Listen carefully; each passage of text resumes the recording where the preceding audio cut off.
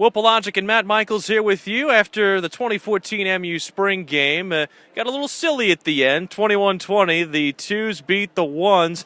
It's a day more for the fans, Matty. Well, it's great. The fans get to come on the field afterwards. They get to ask their favorite players for autographs and kids getting pictures. I mean, that's what this day is about.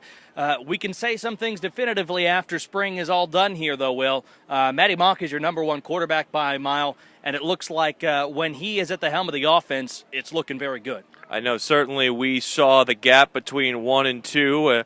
2 is not clear-cut. I'm sure we probably wish that it was a little bit more clear, or even that there was even a battle for number 1, but I think it's testament to the way that Matty has commanded the position in the spring. Well, he has all the reads. He knows where he needs to go. He scored the only real touchdown for the ones today, the first-team starters. I was looking for it in the words there, but it was a 3-yard option run, which he basically took the ball, and it's one-hand touch. A quarterback could be touchdown at any time, and he waltzed right in. So he looks very firmly in control, and it was a great day for him and a great day for the Tigers, too, because on the defensive side, it looked like the ones were able to hold the twos in check. Yeah, on the receiving end, too, the loss of Dorial Green-Beckham, you can definitely not replace the threat of him, but I think the thing that we continue to be encouraged about is the fact that this read-based offense always seems to find somebody who's open, and I think I really saw the step forward for guys like Jimmy Hunt and Bud Sasser. Those two guys are going to be very big twin killers this year.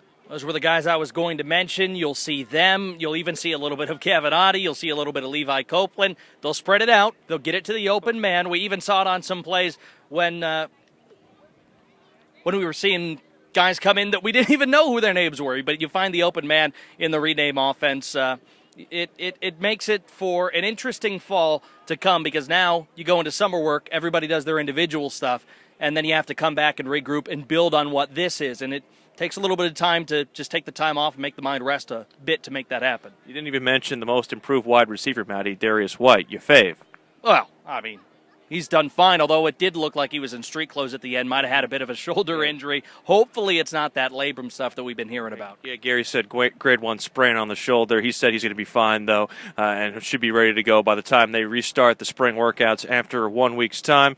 Very rarely that we switch subjects mid-video like this, but obviously the events of what happened the past couple of days with Frank Haith departing for Tulsa, the Tigers looking for a new coach. It's an interesting time in Mizzou athletics, and now the search is on for maybe somebody to the west. Yeah, I was at a loss for words on names before, but I know you would like Ben Howland to be the next coach of the Mizzou Tigers.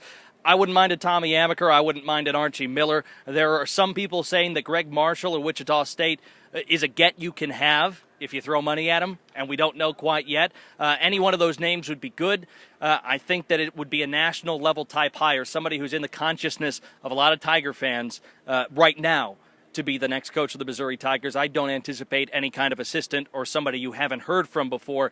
Now the Frank Haith era is over, and now you get to move on, and that's a little bit exciting too. And we also move on to the summer, where maybe there's a little less news that goes on, at least in terms of Mizzou. But you know what? That's why we are here for you, in order to break it all down.